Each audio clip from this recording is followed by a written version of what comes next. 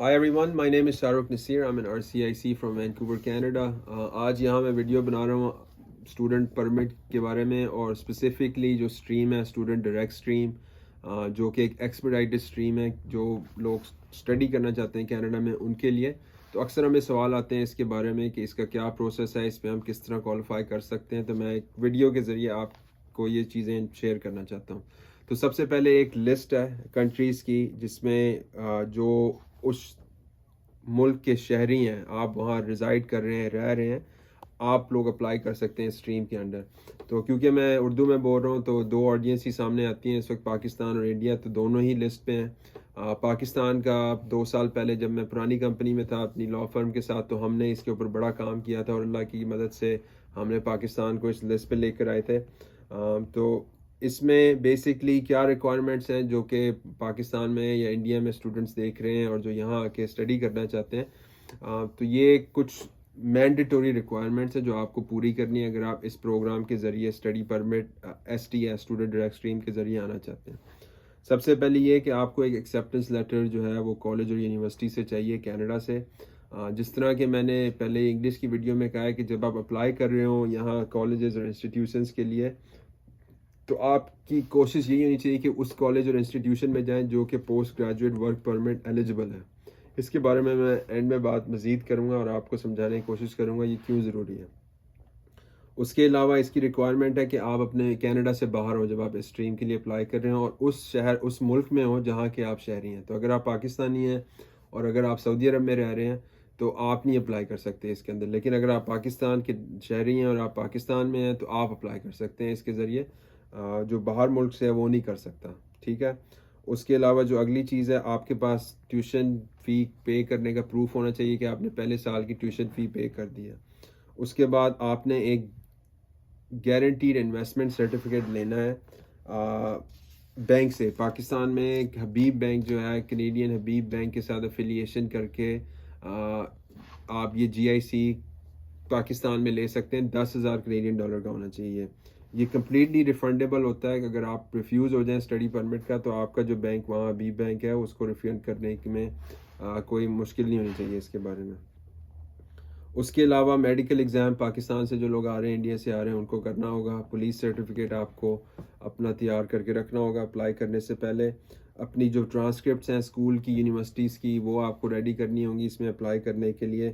اور اس کے علاوہ جو بہت ضروری ریکوائرمنٹ ہے وہ یہ ہے کہ آپ کے پاس ایکیڈیمک آئیلٹس ہونا چاہیے. ایکیڈیمک آئیلٹس میں آپ کا سکور ہونا چاہیے 6 اور وہ ہونا چاہیے ہر چیز میں، ریڈنگ میں، رائٹنگ میں، اسکلز میں، لسننگ میں اور اسپیکنگ میں، سب میں 6 ہونا چاہیے. اگر آپ کا اوور آل 6 ہے تو یہ انف نہیں ہوتا، آپ کا ہر چیز میں 6 ہونا چاہیے. تو یہ بہت ضروری ہے کہ آپ اس ریکوائرمنٹ کو پورا کریں اگر آپ اس پروگرام کے انڈر آنا چاہتے ہیں.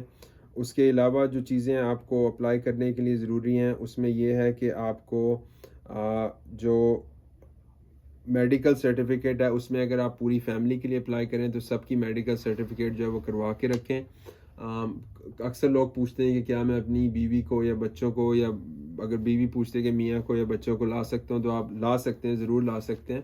لیکن یہ یاد رکھیں کہ اس پروگرام میں یہ ہے کہ آپ نے اگر اسپاؤس کو لانا ہے تو آپ کو ایکسٹرا 10,000 کے اوپر $4,000 دکھانے پڑیں گے اسپاؤس کے، اور 3,000 پر ڈیپینڈنٹ کے. تو فار ایگزامپل اگر آپ میاں بیوی اور ایک بچہ ہے تو آپ کو ٹوٹل 17,000، 10,000 جی آئی سی میں اور 7,000 8,000 منیمم دکھانے پڑیں گے. اس کے علاوہ ظاہری بات ہے جب آپ یہاں آ رہے ہیں اپلائی کریں تو گورنمنٹ نے یہ دیکھنا ہے کہ آپ اس اسٹریم میں آ کے اس میں کمپلائی کر کے اپنے ملک واپس جائیں گے کہ نہیں.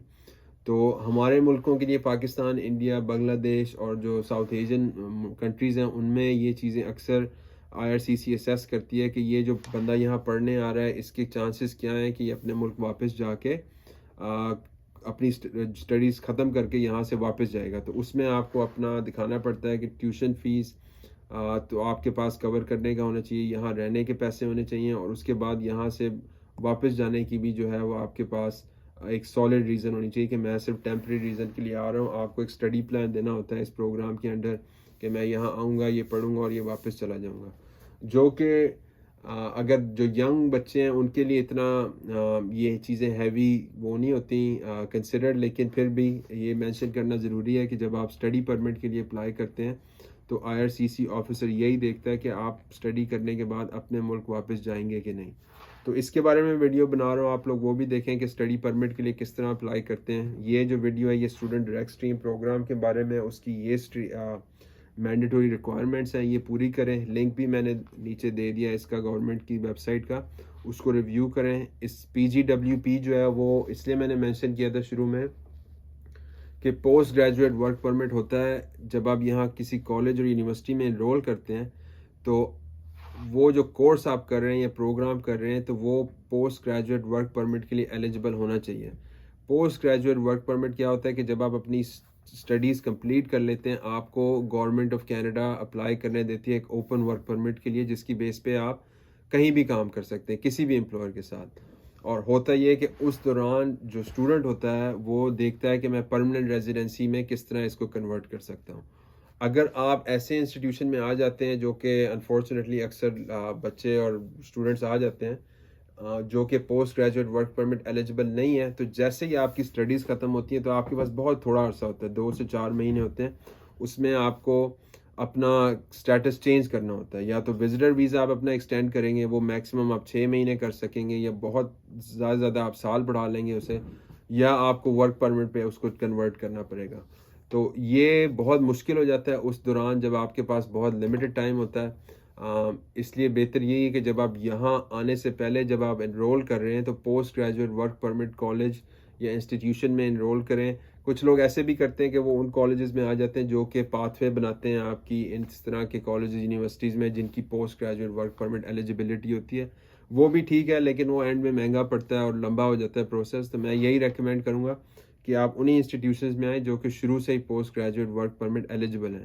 اس میں آپ کا بہت زیادہ فائدہ ہے اور آپ کا ٹائم بھی بچے گا، آپ کو ہیسل بھی بچے گی اور سر درد بھی بچے گا، صاف سی بات ہے. تو اس طرح آپ لوگ آ سکتے ہیں. پوسٹ گریجویٹ ورک پرمٹ والوں کو کوشش کریں کہ ان کالجز یونیورسٹیز میں آئیں.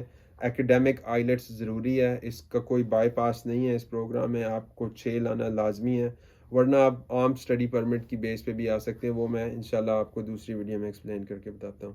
تو امید ہے اس ویڈیو سے جو لوگ اسٹوڈنٹ ڈائریکٹ اسٹریم کے اندر آنا چاہتے ہیں ان کی مدد ہوئی ہوگی.